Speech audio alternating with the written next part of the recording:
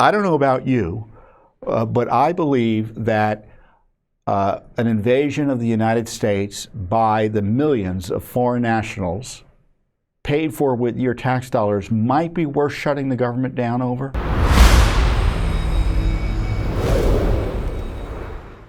I'm disappointed. I'm not surprised, but I'm disappointed that Speaker Johnson worked with the majority of Democrats, virtually every single Democrat in the House, to pass a continuing resolution or a series of continuing resolutions that have the effect of fully funding everything that Joe Biden is doing, at least until March. You heard me there. You heard me right. Everything Biden's doing. Using your tax dollars to move illegal aliens to your hometown and throughout the nation by the millions, fully funded by the House Republican Congress. Using your tax dollars to try to jail, as we're talking about repeatedly here on this program, President Trump on trumped-up charges, election interference, abuse of process, abuse of power in the Justice Department, the FBI, and throughout the land targeting Trump, fully funded by Speaker Johnson's leadership team and the Democrats. Censorship of Americans, fully funded. So the Biden border crisis, the effort to jail Trump, all of that fully funded by Speaker Johnson. Now, the thinking Speaker Johnson would have you believe is that, well, now that there's this continuing resolution, we can get back to regular order, and that there will be a series of appropriation bills where we might be able to get the policy issues that I'm talking about in terms of the defunding of these abuses that I've been highlighting. And, you know, we've heard it before, and, you know, it's just like the same old, same old. And I've talked about this before in this very spot. Let's play that video where I'm talking about the outrageous funding of the Republican Congress of the effort to destroy the Republic. Why is the Justice Department's fake investigations of Biden being funded by Congress without aggressive oversight, and the abusive investigations of Trump and the election interference being funded by Trump without aggressive oversight or, quote, defunding? I couldn't hear it. I don't know if you could hear it. Thankfully, we had the subtitles up. But, you know, that's the question. And I think that's a question you should continue to ask your elected member of Congress. Now, the numbers who voted for the continuing resolution include virtually every Democrat in the House, and 107 Republicans voted for it, and 106 Republicans voted against it.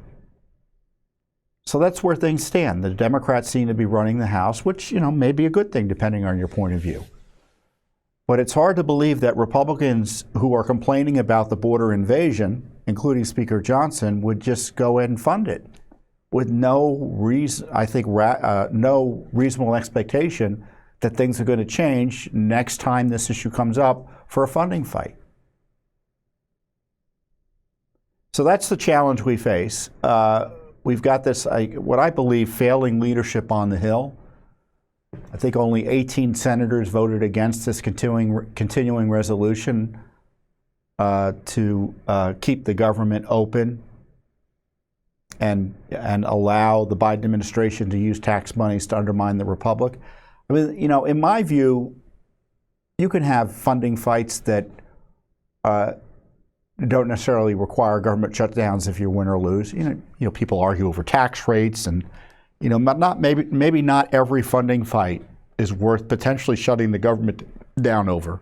But I don't know about you, but I believe that an invasion of the United States by the millions of foreign nationals paid for with your tax dollars might be worth shutting the government down over.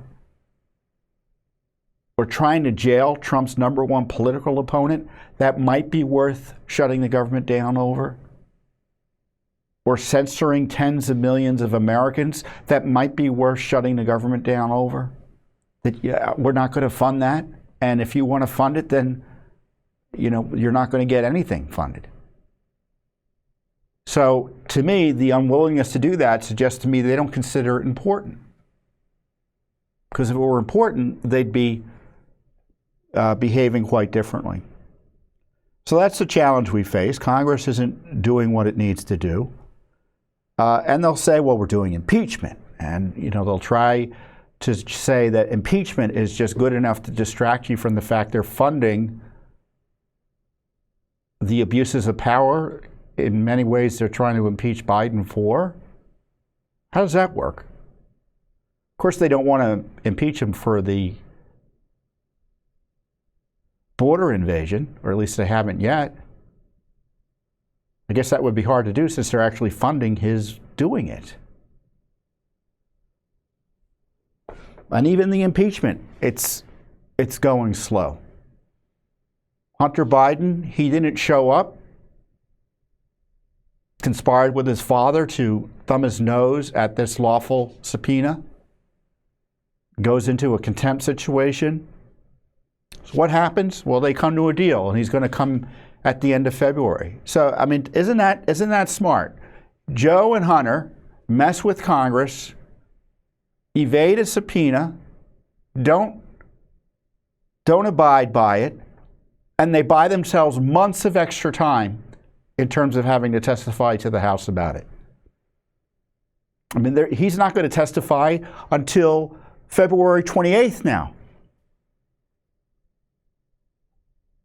At this rate, they'll have an impeachment vote in 2026. I exaggerate, but you know what I mean.